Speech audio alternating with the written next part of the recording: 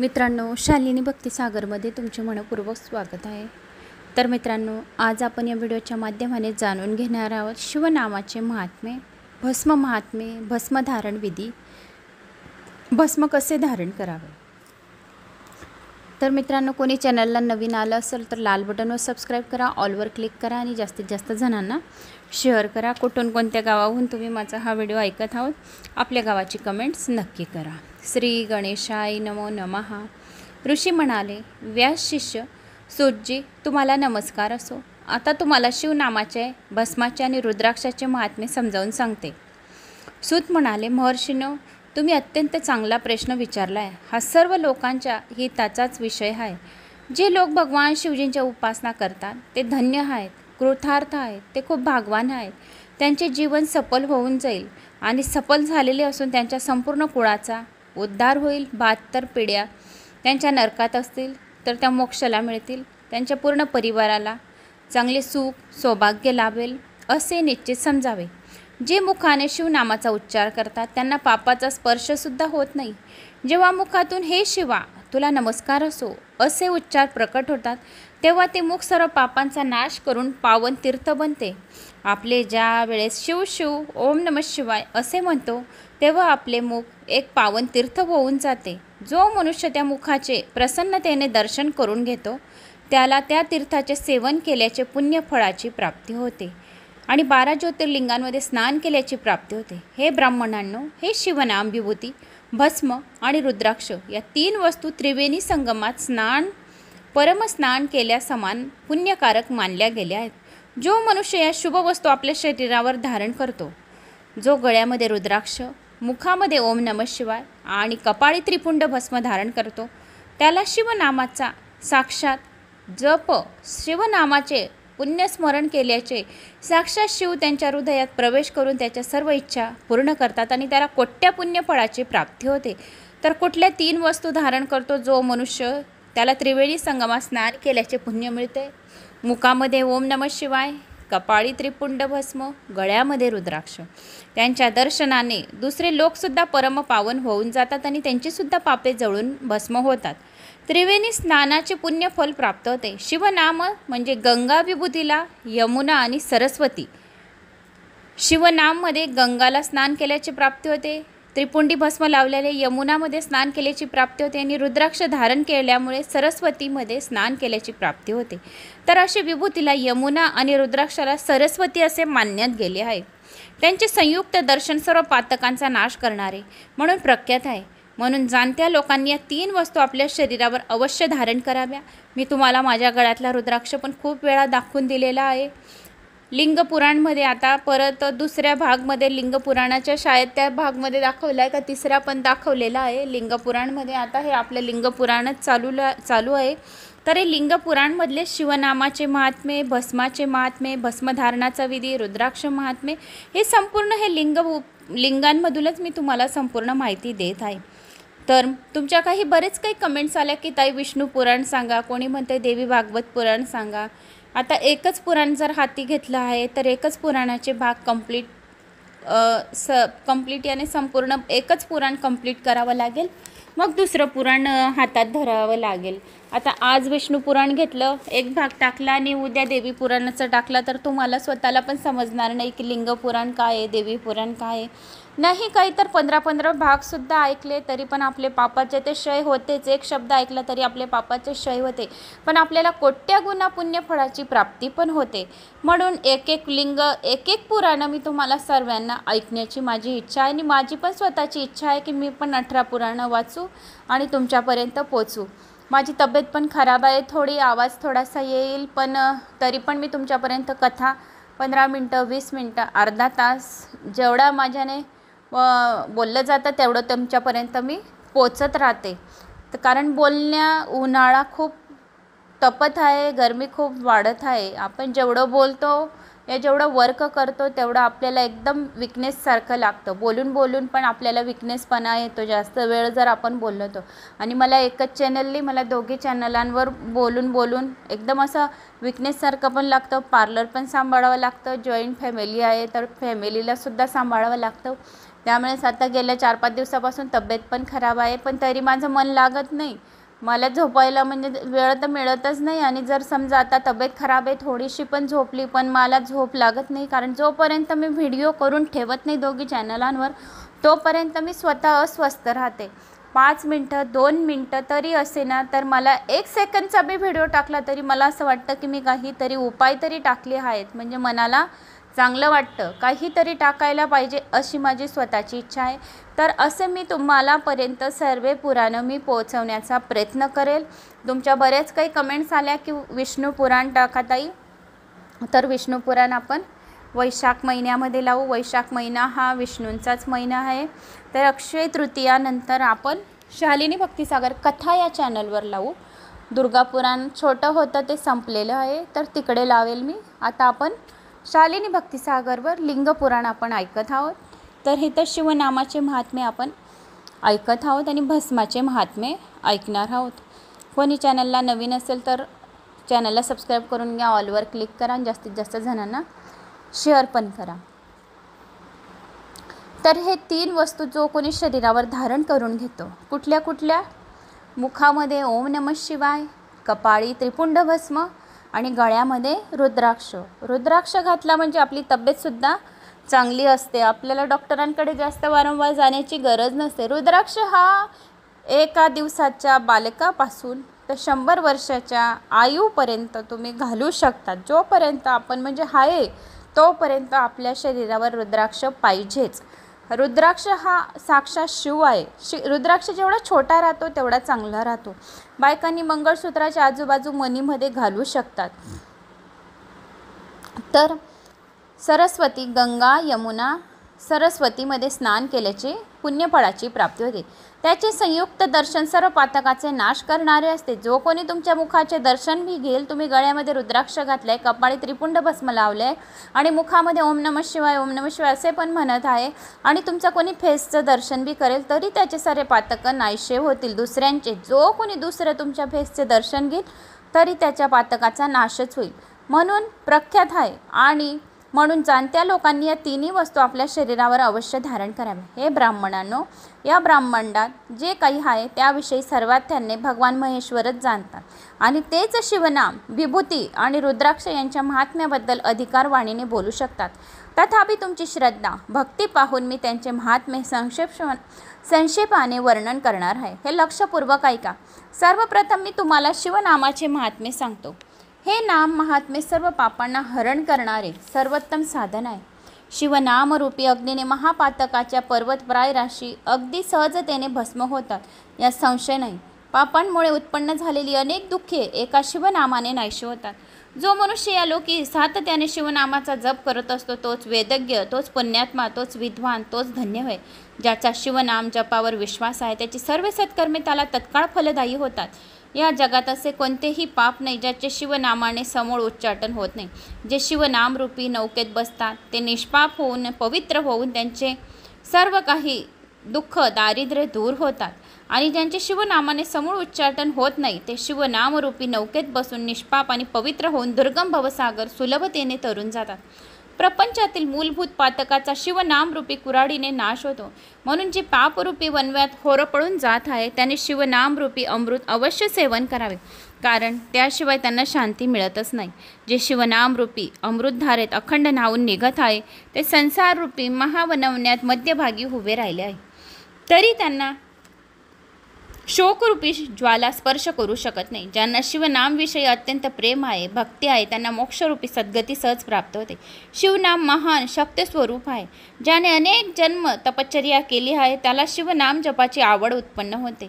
सर्व वेदांचा परिपूर्ण अभ्यास केल्यानंतर शिवनाम हे भवसागर तरून जाण्याचा सहज सुलभ उपाय आहे, असे पूर्वीच्या विद्वानांनी स्पष्ट प्रतिपादन केलेले आहे. भस्म महात्म्य आणि भस्मधारणाचा विधी कसा असावा? सूतजी म्हणाले, महर्षींनो, आता मी तुम्हाला सर्व वस्तूंना पावन करणारे भस्माचे महात्म्य सांगतो. भस्म सर्व प्रकारचे मंगलकारक आहे. त्याचे 2 प्रकार आहे, एक महाभस्म व दुसरे स्वल्प भस्म. महाभस्माचे 3 प्रकार आहेत, शोध, स्मार्त, लौकिक. स्वल्प भस्माचेही अनेक प्रकार आहेत. शोध आणि स्मार्त भस्म ब्राह्मणांनी यूज करावे, तर लौकिक भस्म तर सर्वांनी उपयोगात आणावे असे सांगितले आहे. ब्राह्मणांनी वैदिक मंत्राचा उच्चार करून, इतर जणांनी मंत्राशिवाय भस्म धारण करावे. विद्वानांनी अग्निहोत्रातील भस्म धारण करावे आणि त्रिपुंड भस्म काढावा. इतरांनी यज्ञजनित भस्माने त्रिपुंड धारण करावे.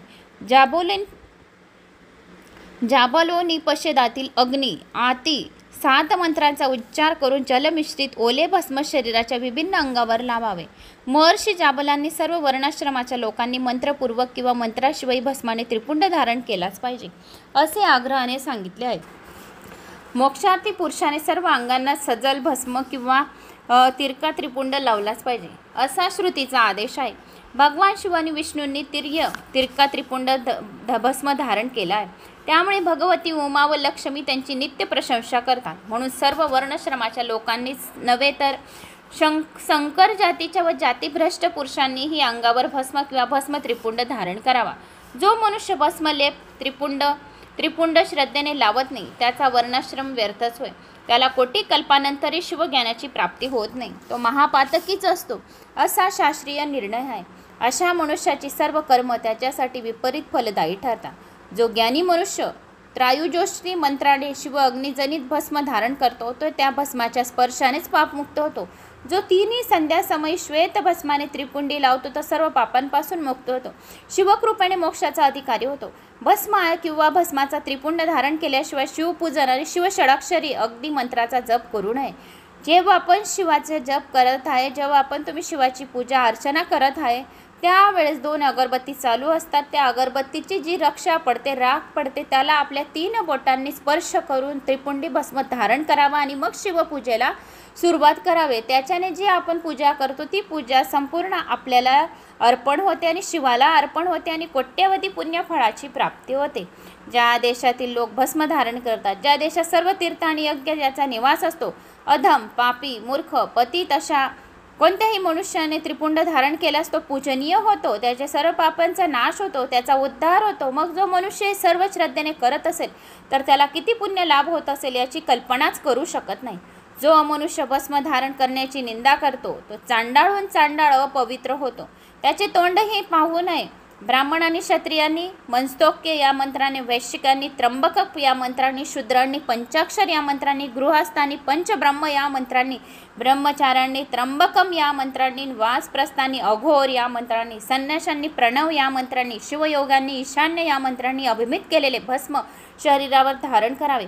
भस्म धारण केल्याने भस्माचे जितके कण मनुष्याच्या शरीरात प्रवेश करतात त्याने तितकी शिवलिंग शरीरावर धारण केलेली आहेत असे निश्चित समजावे. जो कोणी शरीरावर थोडेसे सुद्धा निसा टीका पण लावून घेतला, गोल भस्माचा रक्षा पडली आहे आणि त्याचा टीका लावून घेतला तरी सुद्धा त्याला किती फळ मिळेल याची गणतीच नाही आहे. ज्याप्रमाणे जाणता किंवा अजाणता अग्निस्पर्श झाल्यास दाहच होतो, त्याप्रमाणे जाणीवपूर्वक किंवा अजाणतेपणे भस्म धारण केल्यास मनुष्य पवित्रच होतो. जो मनुष्य भस्म, रुद्राक्ष, ओम नमः शिवाय असे धारण करतो त्याला कोट्यावधी त्याला म्हणजे पिढ्यानं पिढ्या त्याच्या घरी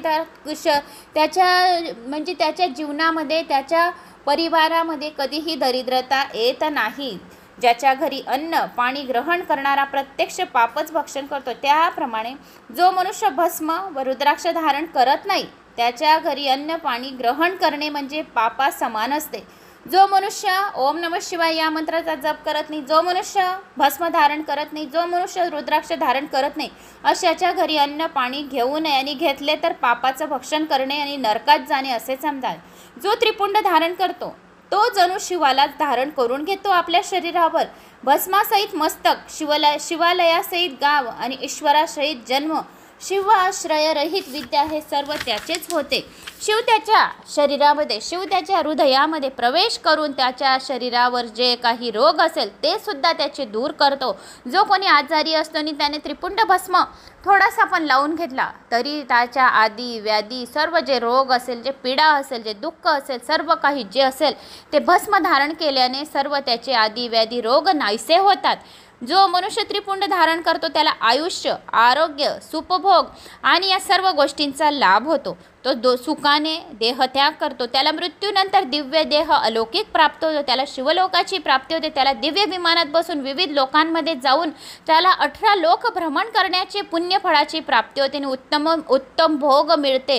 त्याला यमदूत हात लावत नाही. त्याला शिवलोकी नेण्यासाठी शिवाचे दूत फुलांनी विमान सजवून येतात आणि त्याला असे उचलून नेतात. अद्धर त्याची जीवन ज्योत जी राहते शरीराची ती एकदम अद्धर त्याच्या शरीरातून निघते आणि त्याला त्या विमानामध्ये बसवते. त्याला किंचितही इजा होत नाही. जो शिवनामाचा जप करतो, जो शिवमंदिरात जातो, जो 1 लोटा पाणी जल अर्पण करतो, जो रुद्राभिषेक करतो, जो शिवपुराण श्रवण करतो, जो लिंग पुराण श्रवण करतो, जो दुर्गा पुराण श्रवण करतो, जो देवी भागवत पुराण श्रवण करतो, जो हरिवंश पुराण श्रवण करतो, श्री गणेश पुराण श्रवण करतो, श्री शिव पुराण श्रवण करतो, जो विष्णू पुराण श्रवण करतो, 18 पुराणांमध्ये जे पुराण ज्याने श्रवण केलेले असेल त्याला यमदूत हात लावणार नाही. त्याला शिवाचे दूतच हात लावतील आणि त्याला 18 लोकांचे पूर्ण लोक बघण्याची त्याला परवानगी मिळते. आणि जे शिवदूत येतात आपल्याला घ्यायला तर ते आपल्याला संपूर्ण 18 लोक बघण्यासाठी घेऊन जातात. आणि तिथं यमदूत ज्या नरकामध्ये पडलेले लोक आहेत तर यमदूत त्यांना कशा यातना देतात. जे शिवलोकाचे जे दूत बसलेले असतात तर ते लोक यमदूताची सुद्धा यातना आहे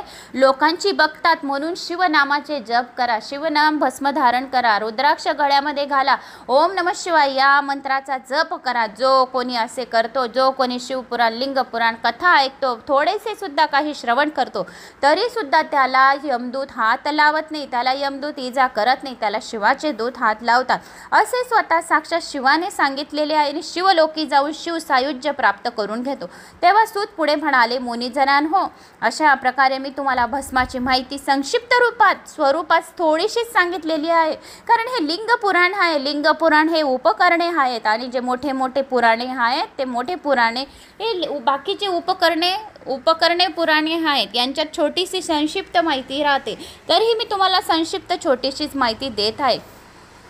तरी संक्षिप्त स्वरूपात सांगितलेले सर्व प्राणी मात्रांसाठी गोपनीय रहस्य हे तुम्हीही गुप्तच ठेवा. शरीरावरील ललाटिदीवर सर्व स्थानावर भस्माने ज्या 3 रेषा काढल्या जातात त्यांना त्रिपुंडी असे म्हणतात.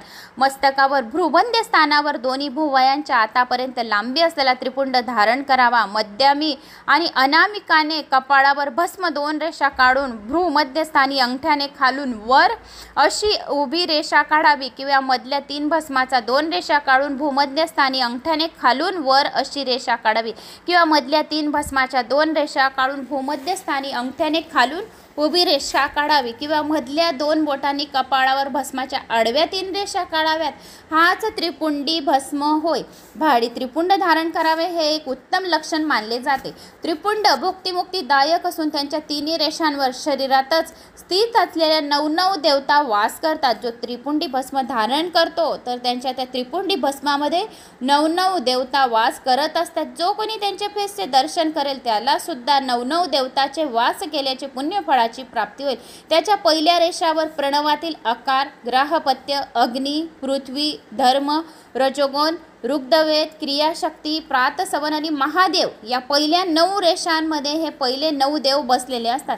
या देवता असतात. आणि दुसऱ्या रेषेवर प्रणवातील उकार, दाक्षिणीय, आकाश, सत्वगुणी, यजुर्वेद, मध्यस्थीन, सवन, इच्छाशक्ती, अंतरात्मा, महेश्वर या 9 देवता वास करतात. म्हणून 9 देवता त्याच्या वास करतात. आणि तिसरी रेषा जी राहते तर तिसऱ्या रेषावर कोणते देवता वास करतात. त्याच्या तिसऱ्या रेषावर प्रणवातील मकार देवता, आवनीय, अग्नी, परमात्मा, तमोगुण, द्युतलोक, ज्ञानशक्ती, सामवेद, तृतीय सवय, शिव या 9 देवता तिघी रेषांमध्ये 9 देवता बसलेले असतात. जो त्रिपुंडी भस्म धारण करतो आणि मी तुम्हाला दाखवलेले त्रिपुंडी भस्म कसे धारण करतात. मी स्वतः शिवाची पूजा प्रदोष कालामध्ये करते. त्यावेळेस अगोदर त्रिपुंडी भस्म केव्हा आठवण नाही राहत पण लगेच मला अगरबत्तीची रक्षा पण पडली तरी पण मला आठवण येते की त्रिपुंडी भस्म अगोदर धारण करायचं आहे आणि ओम नमः शिवाय बोलायचे. गळ्यामध्ये जो रुद्राक्ष घातलेला आहे मी त्याची पूजा करायची आणि मग रुद्राभिषेकाला सुरुवात करायची. माझी दररोज नित्यनेम प्रदोष कालामध्ये शिवपूजा बिलकुल करते आणि करते. एक दिवस माझा खंड पडत नाही. आणि जर मी केली नाही तर मला अस्वस्थ वाटते. कारण की 4:30 ते 6:45 वाजेपर्यंत सूर्यास्त त्या 45 मिनिटा पहिले 45 मिनिटांनंतर असा हा भाग्यवान काल. प्रदोष कालामध्ये शिवलिंगाची जो कोणी अभिषेक करतो त्याच्या घरी साक्षात शिव पार्वती येऊन बसतात आणि आपल्या दरवाजामध्ये सुद्धा शिवनामाचा शिवशक्तीच्या नावाचा एक एक दिवा लावायचा आहे प्रदोष कालामध्ये उत्तरेकडे तोंड करून आणि सांगायचं हे शिवदेव, हे शिवा, हे महादेवा, हे शिवशक्ती, हे अंबे माता, गोरी माता, मी हा दिवा तुमच्या नावाचा लावलेला आहे आणि मी आता शिवपूजेला बसलेली आहे. तुम्ही नंदेश्वर बसून शक्तीसहित तुम्ही भ्रमणाला निघणार आहे. तर मी आता शिवप्रदोषाला शिवरुद्राभिषेकाला मी सुरुवात करणार आहे. तर माझ्या घरी या आणि माझ्या घरचे दुःख दारिद्र्य दूर करून सुख समृद्धी यश कीर्ती मान सन्मान वाढून द्या. आमच्या घरात धन धान्यांमध्ये खूप बरकती द्या. माझ्या मुलांची खूप कीर्ती पसरो, दूरवरपर्यंत कीर्ती पसरो असा आशीर्वाद देवा. झोली पसरवा आणि आपल्या मुला बाळांसाठी जे पाहिजे ते सुख तुम्ही मागून घ्या. अशा प्रकारे तुम्हाला प्रदोष कालामध्ये शिवाची पूजा अर्चना करायची आणि आपल्या मनातल्या इच्छा ज्या ज्या इच्छा असतील, तुमच्या मनात काय इच्छा आहे तुम्हालाच माहिती. माझ्या ज्या इच्छा आहेत मी त्या तुम्हाला बोलली, तर तशा तुम्हाला तुमच्या मनात ज्या इच्छा असतील, नोकरी व्यापार लग्न जे काही इच्छा असेल, घरदार कर्ज दूर होणे जे काही असेल, आर्थिक अडचणी, ते तुम्ही प्रदोष कालामध्ये दरवाजामध्ये एक दिवा लावा आणि मस्त बसा. फ्रेश मूड करून हातपाय तोंड धुवून नवे कपडे घालायचे असतील छान कपडे घाला. आंघोळ करायची असेल आंघोळ करून बसा. मन प्रसन्न करून बसा आणि तामनामध्ये शिवलिंग घेऊन घ्या आणि शिवलिंगाचा शहदाने मधाने दुधाने दह्याने पंचामृताने साखरने गुळाने ज्याच्याने तुम्हाला अभिषेक करायचा असेल, जी तुमची श्रद्धा असेल, जो तुमचा विश्वास असेल, त्या विश्वासाने तुम्ही शिवाची पूजा अर्चना करा.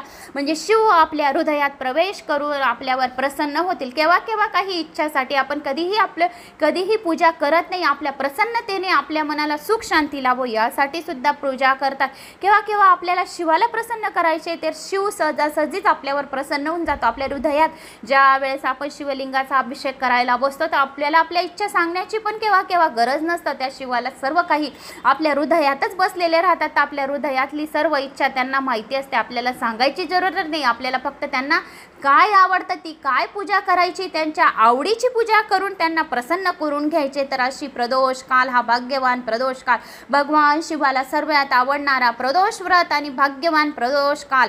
जो कोणी प्रदोष व्रत करतो त्याचे 6 महिन्यातच दुःख दारिद्र्य दूर होते आणि जो 12 वर्ष प्रदोष व्रत करतो त्याचे सर्व इच्छा पूर्ण होऊन त्याच्या घरी भाग्यलक्ष्मी स्वतःहून चालून येते आणि त्याला हंडा धन भरून देऊन जाते आणि त्याच्या 7 पिढ्यांपर्यंत दुःख दारिद्र्य कधीही राहत नाही. मुलं बाळा त्यांच्या घरी कधीही निपुत्रिक राहत नाही. असा हा भाग्यवान काळच्या वेळेस प्रदोष कालामध्ये भगवान शिवाची पूजा करायची. या प्रदोष कालामध्ये शिवाने विष प्राशन केलेले आहे म्हणून या शिवाच्या प्रदोष कालाला एवढं महत्त्व दिलं गेलं आहे. 14 रत्न ज्या वेळेस समुद्र मंथनामधून निघाले होते आणि 14 रत्न निघाले त्यावेळेस दानवांनी देवांनी हे विष ज्या वेळेस हलाहल विष निघालं त्यावेळेस दोघांनी दैत्यांनी बी आणि देवांनीही शिवशंभूला प्रार्थना केली की हे विष तुमच्याशिवाय कोणीच प्राशन करू शकणार नाही, तर तुम्ही हे विष प्राशन करा. आणि त्यावेळेस शिवाने प्रदोष कालामध्ये विष प्राशन केलं आणि त्यांचा गळा नीळकंठ पडून गेला. त्यांचा गळा निळा झाला म्हणून त्यांना एक नाव नीळकंठ असे म्हणून संबोधले जाते. म्हणून या प्रदोष कालामध्ये मित्रांनो भाग्यवान काळामध्ये तुम्ही शिवाला प्रसन्न करण्यासाठी शिवाचा अभिषेक करा, शिवलिंगाची पूजा करा, भस्म धारण करा, मुखामध्ये ओम नमः शिवाय या मंत्राचा जप करा आणि आपल्या घरची सर्व दरिद्रता दूर करा. आणि प्रदोषाच्या दिवशी बेलाच्या झाडाखाली शक्य असेल तर पार्थिव शिवलिंग करा आणि त्याचा सुद्धा अभिषेक करा.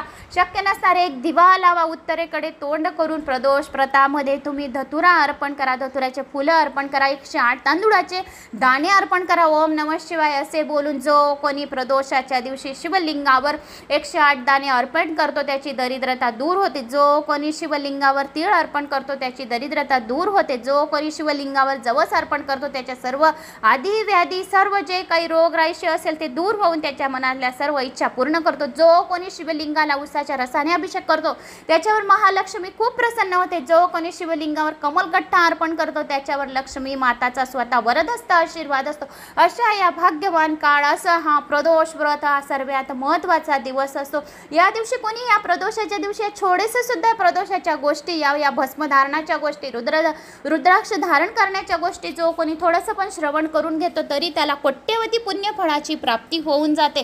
तर असा हा भाग्यवान प्रदोष काल आणि शिवाचा हा प्रदोष व्रत, तर अशी तुम्हाला पूजा अर्चना करायची। तर अशा या जो कोणी त्रिपुंडी भस्म धारण करतो तर त्याच्या पहिल्या रेषेमध्ये कुठले 9 देवता राहतात, दुसऱ्या रेषेमध्ये कुठले 9 देवता राहतात आणि तिसऱ्या रेषेमध्ये कुठले 9 देवता राहतात असे मी तुम्हाला श्रवण करून चुकलेले आहे। तर त्रिपुंडी भस्मामध्ये 27 देवता बसलेले राहतात आपल्या कपाळावर। तर आपल्या भाग्याच्या रेषा ज्या उलट्या राहतात त्या त्रिपुंडी भस्म धारण केल्याने भाग्याच्या रेषा सीध्या करून देतात। साक्षात शिव आपल्या कपाळीवर बसलेले राहतात, म्हणून त्रिपुंडी भस्म धारण करावा असे स्वतः शिवाने सांगितले आहे। शिवदीक्षा घेतलेल्या उपासकांनी वरील सर्व माहिती जी मी तुम्हाला सांगितली ती अवश्य लक्षात ठेवावी। नित्य सुचिरभूत होऊन त्रिपुंडावरील सर्व देवतांचे स्मरण करावे आणि जो कोणी त्रिपुंडावरील जो कोणी या 27 देवतांचे नामाचे स्मरण करून घेईल त्याला इहलोकी आणि परलोकी सर्व सुखाची प्राप्ती होते आणि त्यांना धन धान्य यश कीर्ती मान सन्मान मिळतो।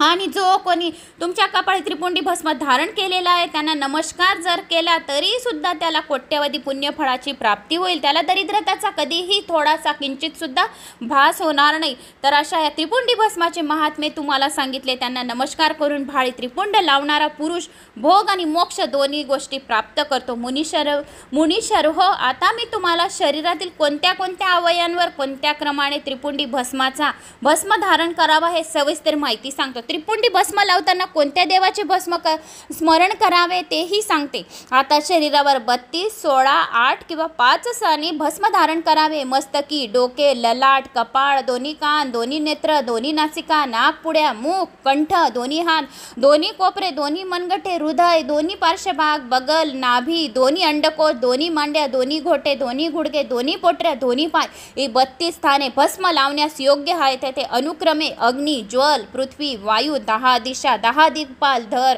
ध्रुव, सोम, आप, अनिल, अनल, प्रतुष हे अष्टवसू निवास करतात। विद्वान मनुष्यांनी प्रांत समय या सर्व देवतांचे स्मरण करून वरील सर्व जे काही मी सांगितले ते त्रिपुंडी भस्म जर तुम्ही धारण केला, नुसतं तुम्हाला ऐकायला मिळालं की त्रिपुंडी भस्म काय आहे आणि नुसतं ऐकून घेतलं आणि श्रवण करून घेतलं, देवारात जाऊन जी रक्षा पडली अगरबत्तीची ती तुम्ही 3 बोटांवर जसा शिवजीला आपण भस्म धारण करतो, अष्ट लावतो, जे लावतो आपण अष्ट लाल गंधक लावतो, अष्टक लावतो त्रिपुंडी भस्म, तसेच आपल्या कपाळी बी त्रिपुंडी भस्म धारण करायचे आहे आणि ललाटावर 27 देवतांचा वास करून घ्यायचा आहे। असे हे भस्म केव्हा केव्हा आपलं मन जर म्हटलं की आपल्याला कानाला भस्म धारण करायचं आहे, तुमच्या भावने तुमच्या श्रद्धेनुसार तुम्ही भस्म धारण करू शकता।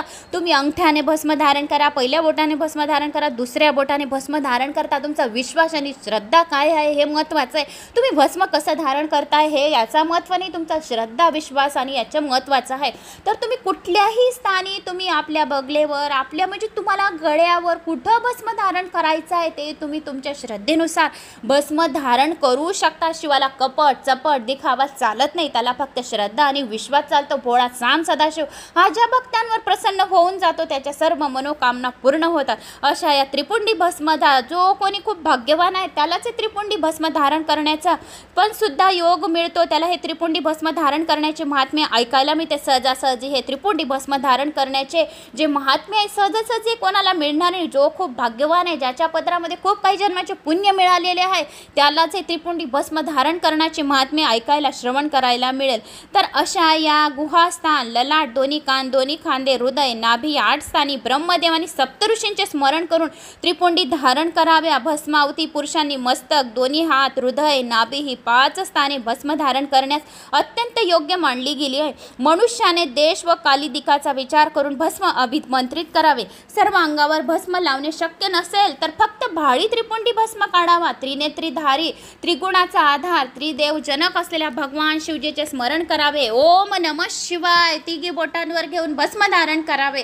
तरी भाल प्रदेशी ईशांभ्याय नमः या मंत्राने निस्ता दोन्ही पार्श्वभागी बीजांभ्याय नमः, दुसऱ्या लकीरा या मंत्राने दोन्ही मनगटावर आणि पृथ्वीभ्याय नमः, पितृभ्याय नमः या मंत्राने अंगावर धारण करावे। उमेशाय नमः या मंत्राने वरील अंगावर, भीमाय नमः या मंत्राने पाठीवर आणि मस्तकाच्या मागील बाजू त्रिपुंडी भस्म धारण करावा। असा या भस्माचा महिमा मी तुम्हाला लिंग पुराणातील श्रवण करवलेला आहे। मी खूप आजारी असं मला वाटत होतं की मी वाचू शकणार नाही, पण ज्या वेळेस पुराण हाती घेतलं तर आपल्याला ऑटोमॅटिक पॉझिटिव्ह ऊर्जा भेटत जाते.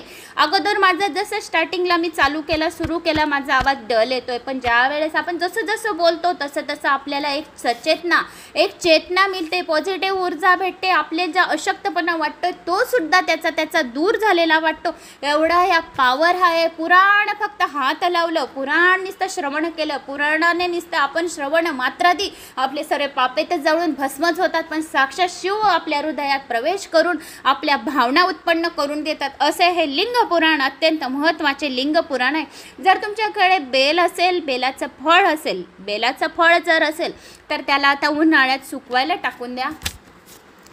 ते बेलाचं फळ सुकलेला गुद्दा जो बेल आता उन्हाळ्यात खाली नवीन पत्ते आलेले असतील, आता बेल खाली पडतील कारण की ते पकून गेलेले असतील, तर ते बेलाचं जे फळ असेल त्याला कापूर लोंग टाकून एका भांड्यामध्ये जाळून घ्या, छान राख करा आणि त्याला मस्त बारीक छाननीने गाळणीने छानून घ्या आणि ती एका डबीमध्ये भरा आणि ती बेलाची भस्म शिवाला वाहा आणि आपल्या कपाळी लावा आणि मग मला कमेंट्स करून सांगा की तुम्हाला काय चमत्कार दिसत आहे. एवढे 100% गॅरंटीने मी या बेलाच्या फळाचं भस्माचं तुम्हाला विधी सांगितलेला आहे. कारण की मी स्वतः 3-4 बेल जमा करून ठेवलेले पण जाळायचे बाकी आहे. अजून माझी डबी भरलेली आहे, जी भस्म मी रोज शिवाला वाहते प्रदोष कालामध्ये. माझी अजून थोडीशी डबी भरलेली आहे, पण 3-4 बेल मी सुकवून ठेवलेली आहे. आता एका तगारीमध्ये एका छोट्या भांड्यामध्ये छान लोंग कापूर एवढा मोठा टाकेल, ते बेलाचे फळं पण टाकून देईल, आंब्याच्या काड्या पण त्याच्यात टाकून देईल आणि पूर्ण जाळून झाल्यानंतर ती शांत झाल्यानंतर छान छाननीने बारीक कपड्याने छानून घेईल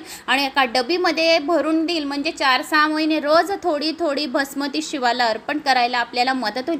जो बेलाचा जो फळ आहे त्याची भस्म जो कोणी असं बनवतो, मी तुम्हाला सांगितलं शिवाला अर्पण करतो, त्याच्यावर लक्ष्मी प्रसन्न होते, याने होते 100% गॅरंटी.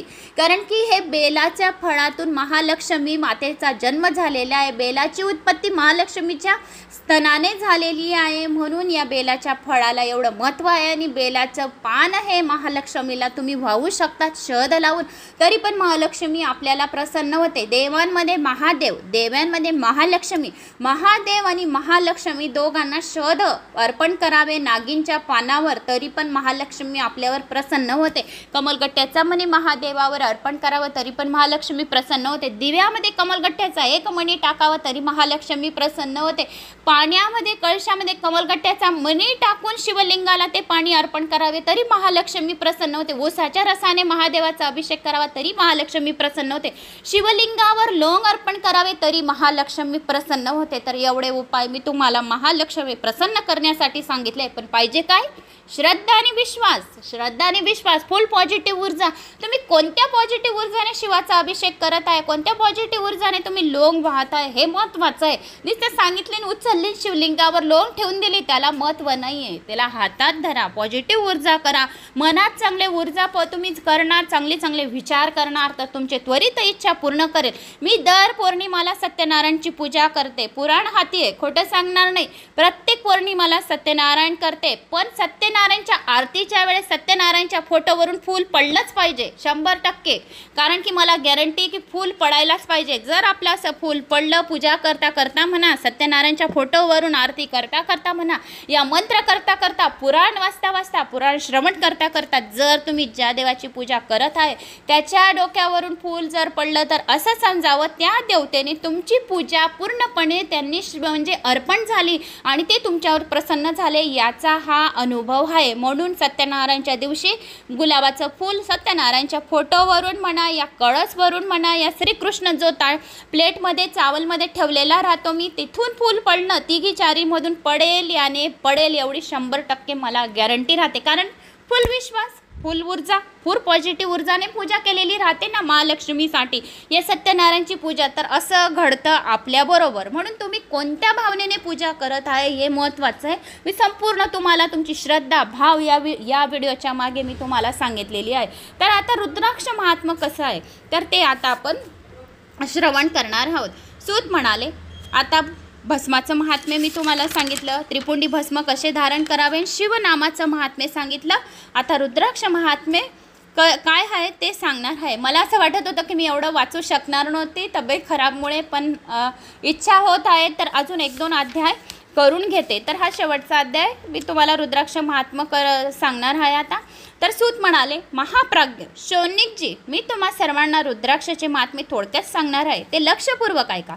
रुद्राक्ष अत्यंत पावन असून तो शिवजींना अत्यंत प्रिय असतो आणि तो पवित्र असतो। रुद्राक्षाच्या फक्त दर्शनाने, रुद्राक्षाच्या फक्त स्पर्श मात्राने आणि रुद्राक्षाच्या माळेवर जप केल्याने सर्व पापे नष्ट होतात आणि महालक्ष्मी त्या व्यक्तीवर खूप लवकर प्रसन्न होते। प्राचीन काळी लोकांच्या कल्याणासाठी भगवान शिवप्रभूंनी पार्वतीला रुद्राक्षाचे महात्म्य सांगितले होते। ते म्हणाले, हे माहेश्वरी, हे गौरी, तुझ्यावरील प्रेमापोटी आणि भक्ताच्या हितासाठी मी रुद्राक्ष महात्म्य वर्णन करणार आहे, असे शिवाने स्वतः पार्वतीला सांगितले। आता हे रुद्राक्षाचे महात्म्य ऐक। शिवजी काय म्हणताय पार्वतीला, मी तुला रुद्राक्षाचे महात्म्य सांगत आहे, ते ऐक। हे महेश्वरी, हे गौरी, हे रुद्राक्षाचे महात्म्य ऐक।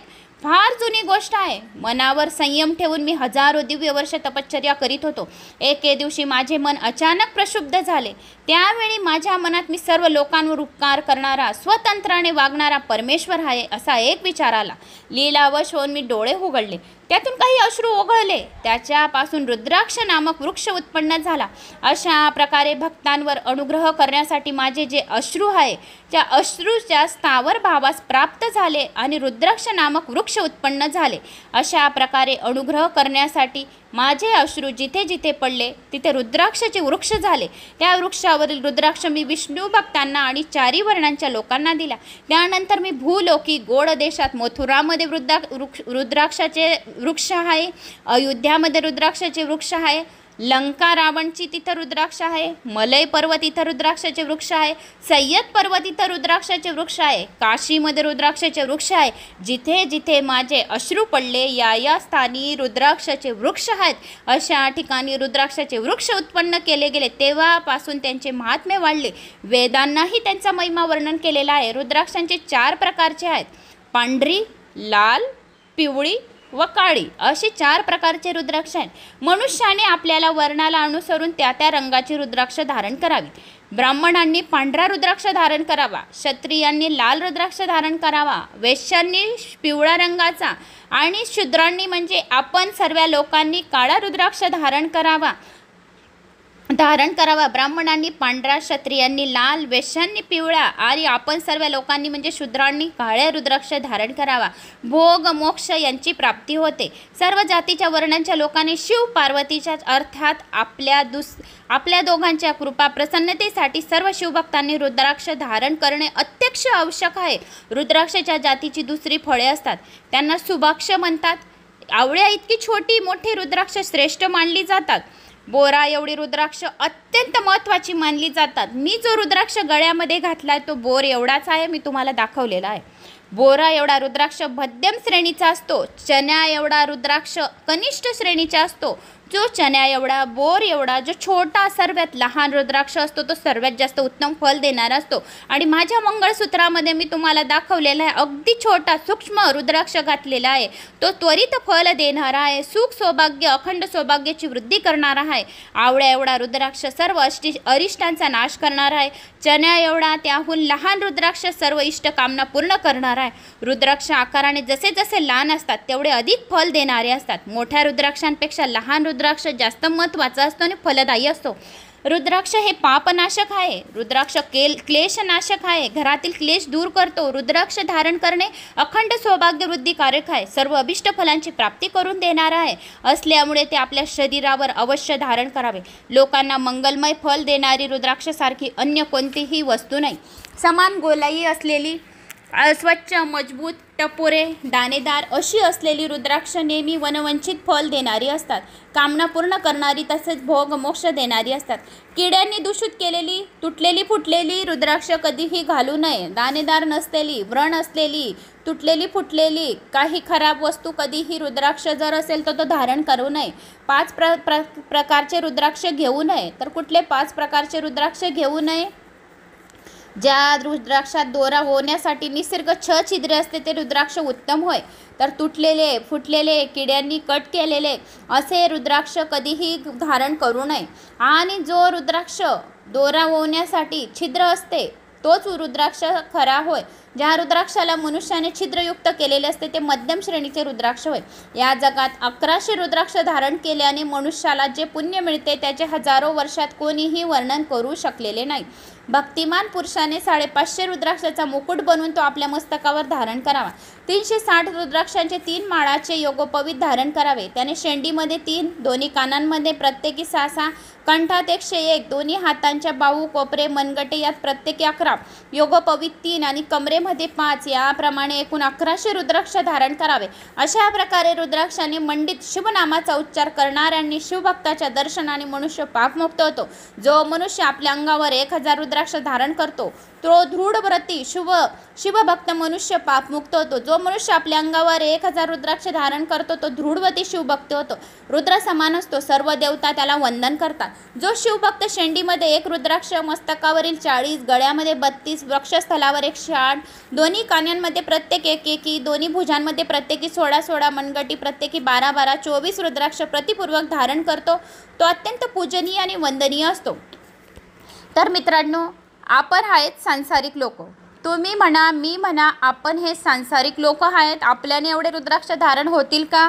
1100, 1500, 1600 पुराणमध्ये सांगितलं आहे. जे ऋषीमुनी आहेत, जे तप करायला बसलेले आहेत, ते एवढे रुद्राक्ष घालू शकतात. आपल्याला सांसारिक जीवन सर्व आपल्याला बघावं लागतं. आपला परिवार हे सर्व काही आहे. तर आपल्याला 1 रुद्राक्ष बी घातला आपण तरी आपले पापाचे नाशच होते आणि आपल्या सर्व इच्छा पूर्ण होतात. आणि जेवढं आपल्याला शिवबुद्धी देतो तेवढं आपण त्यांचे नामस्मरण करतो. म्हणून सांसारिक लोक आहेत तुम्ही, आपण एक छोटासा रुद्राक्ष घालायचा आणि शिवनामाचे जप करायचे आणि त्रिपुंडी भस्म धारण करायचे. बस मला एवढं माहिती आहे. तर एक छोटा रुद्राक्ष, चण्या एवढा रुद्राक्ष छोटासा घालायचा प्रत्येकाने आणि शिवनामाचा जप करायचा. तर महर्षींनो, मनुष्याने ईशान्य मंत्राने मस्तकावर, तत्पुरुष मंत्राने कानात, अघोर मंत्राने गळ्यात आणि हृदयावर तसेच अघोर बीज मंत्राने दोन्ही हातावर रुद्राक्ष धारण करावेत. वामदेव मंत्राने 15 रुद्राक्ष उदरावर धारण करावे. सदोजाती पंचब्रह्म मंत्र्यांनी दुसऱ्या अंगावर 3, 5 किंवा 7 माळा धारण कराव्या. किंबहुना नमःशिवाय या मूल मंत्राने सर्व रुद्राक्ष धारण करावे. संन्याशांनी प्रणवांचा उच्चार करून रुद्राक्ष धारण करावे.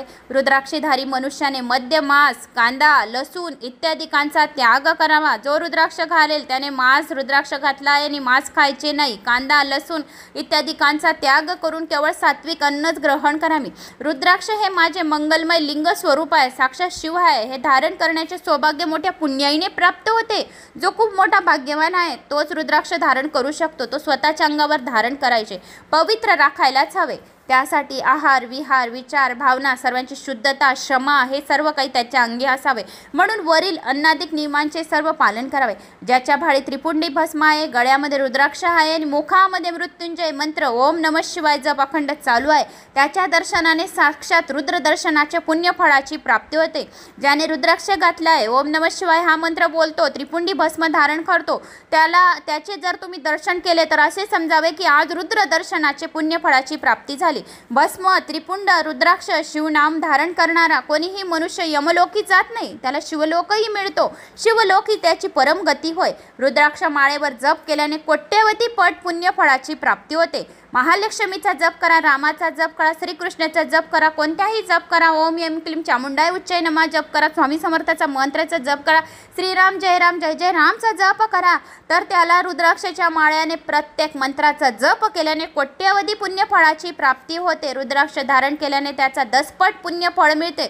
जो कोणी गळ्यामध्ये रुद्राक्ष धारण करतो त्याला किती 10 पट पुण्यफळाची प्राप्ती होते. रुद्राक्ष धारण केल्याने आरोग्य उत्तम राहते. कधीही त्याला अकाली मृत्यू येत नाही. त्याला साक्षात शिव स्वतः वाचवायला येतो. कितीही त्याला अकाली मृत्यू आल्या, काळ येते पण वेळ येत नाही. माझा स्वतःचा अनुभव मी सांगते. मला किती वेळा माझा काळ आलेला आहे पण माझी वेळ आलेली नाही आहे. कारण गळ्यामध्ये रुद्राक्ष, मुखामध्ये शिवनाम, कपाळी त्रिपुंड भस्म माझं नेहमी असतं. म्हणून मला साक्षात शिव किती वेळा वाचवायला आलेला आहे. बाल बाल बाल बाल मला शिवाने किती वेळा वाचवलं एवढ्या 4 वर्षात मी सांगू नाही शकत. असे एक अनुभव माझ्याबरोबर घडलेले आहे. तर तुम्हाला जर बघायचे असेल तर 28 नोव्हेंबरसुद्धा माझा व्हिडिओ शालिनी भक्तिसागरवर आलेला असेल. डस्टर गाडीचा माझा एकदम भयंकर ॲक्सिडेंट झालेला होता. तर तरी पण मला शिवाने असे काढलेले होते. रात्रीच्या 12 वाजता अमावस्येच्या दिवशी माझा ॲक्सिडेंट भुसावळ रोडला झालेला आहे. तर तुम्ही ते गाडीचं तुम्ही सर्च करा 28 नोव्हेंबर तर तिथे माझा हा व्हिडिओ येऊन जाईल, तुम्ही बघू शकता गाडीचे पीक, गाडी किती चेचरा झालेली आहे आणि एअर बॅग फुटून पूर्ण जे व्हील आहे निघून गेले होते. पुढे 25 फीट खाई होती, बाजूला 25 फीट खाई होती आणि पूर्ण व्हील निघून गेलेले होते गाडीचे माझे. तरीही मला शिव साक्षात त्याने त्रिशूल थांबवून घेतला माझ्या गाडीला, मला आणि माझ्या मिस्टरांना असं वाचवलं जसं अलगद बाळाला जसं वाचवतं आणि जसं फुलाप्रमाणे त्याने गोदीमध्ये त्याचे घेतले, अशा प्रकारे शिवाने मला वाचवलं. कारण फक्त कशाने? त्रिपुंडी भस्म, गळ्यामध्ये रुद्राक्ष आणि मुखामध्ये शिवनाम आणि कर्म चांगले, एवढे जर आपल्या जवळ राहिले तर आपलं बालपण कोणी बाका करत नाही. अकाली मृत्यू कधी येत नाही. तर शिवाने मला एवढ्या अकाली मृत्यूमधून वाचवले. घरात पण खूप काही घटना ज्या काही झालेल्या, खूप वेळा काही असे इलेक्ट्रिकल वस्तूंमधून मी खूप वेळा मोठ्या इलेक्ट्रिकल वस्तूंमधून सुद्धा वाचलेली आहे की जिथे की करंट लागला असेल आणि एकदम स्फोट झालेला असेल, अशा ठिकाणी कोणी वाचू शकणार नाही, अशा ठिकाणी मी वाचून गेलेली. पण का?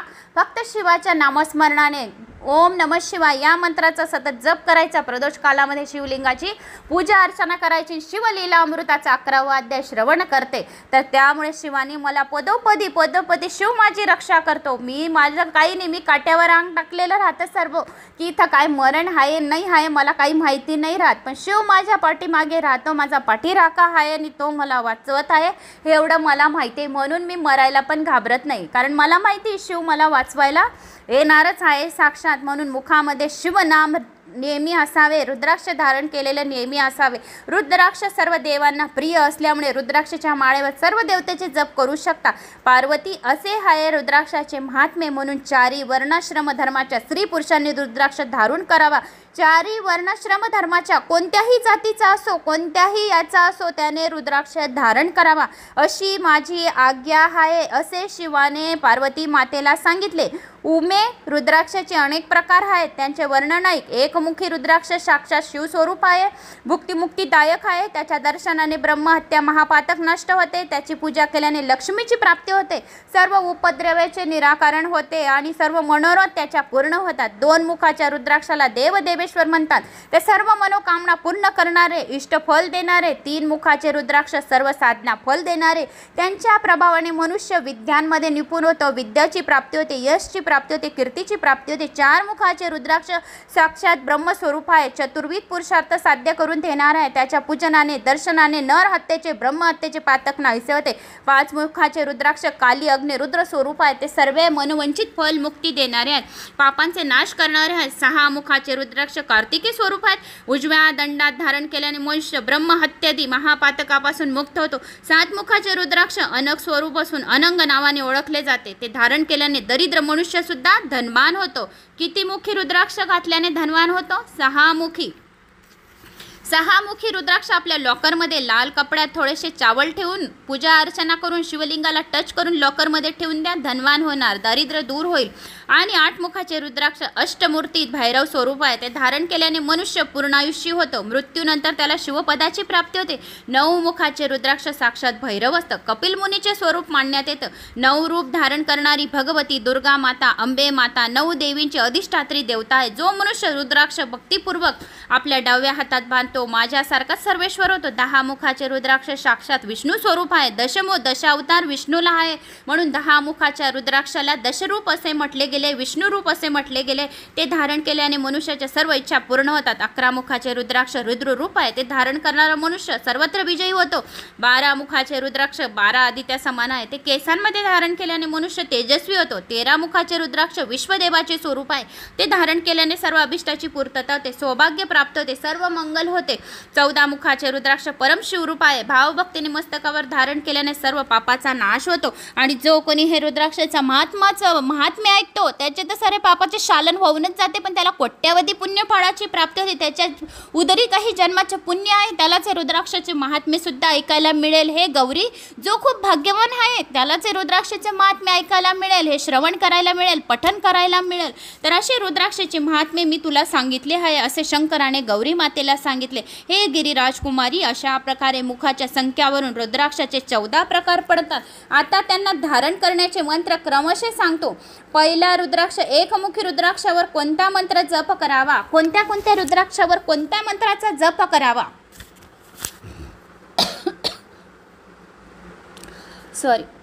ओम पहिला एकमुखी रुद्राक्ष एकमुखी रुद्राक्ष ओम ह्रीम नमः. एकमुखी रुद्राक्ष असेल तुमच्याजवळ तर 108 वेळा या मंत्राचा अभिमंत्रित करून लॉकरमध्ये ठेवा, गळ्यामध्ये घाला, जिथं तुम्हाला इच्छा असेल तिथे ठेवा.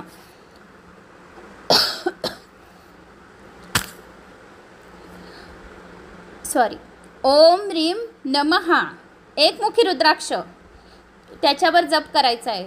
दुसरा 2 मुखी रुद्राक्षावर ओम नमः. 3 मुखी रुद्राक्ष ओम क्लीम नमः. 4 मुखी रुद्राक्ष ओम ह्रीम नमः. 5 मुखी रुद्राक्ष ओम ह्रीम नमः.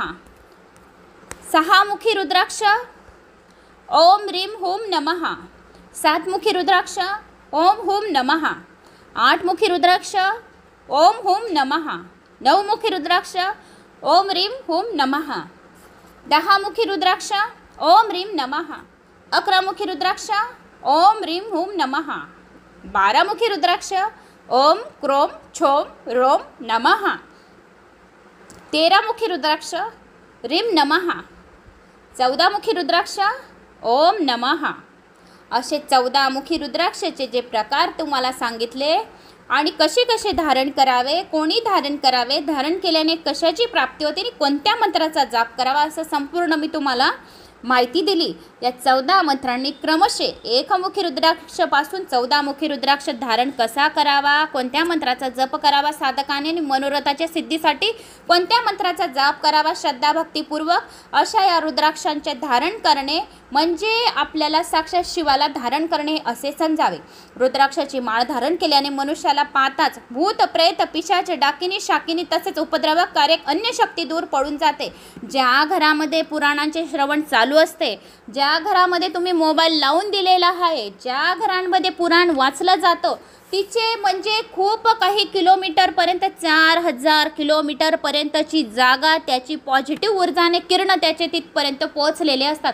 तुमच्या घरामध्ये तुम्ही मोबाईल लावून दिले आहे, देवघरात कुठे तुम्ही रूममध्ये किचनमध्ये स्वयंपाक करता करता माझा व्हिडिओ लावून दिलेला आहे, तर तुमच्या घरापासून 4000 किलोमीटरपर्यंतचा तुमची जी जागा आहे, जो सराउंडिंग आहे, तिथपर्यंत तुम्हाला भूत पिशाच डाकिनी शाकिनी कसलीही नेगेटिव्ह ऊर्जा तुमच्या घरामध्ये पोहोचणार नाही. कोणी चिडचिड करणार नाही. वास्तुदोष, ग्रहदोष, कलहदोष, पितृदोषापासून तुम्हाला मुक्ती मिळेल, कारण तुम्ही पुराण श्रवण करत आहे आणि 4000 किलोमीटरपर्यंत तुमची जागा पॉझिटिव्ह ऊर्जाने झालेली आहे.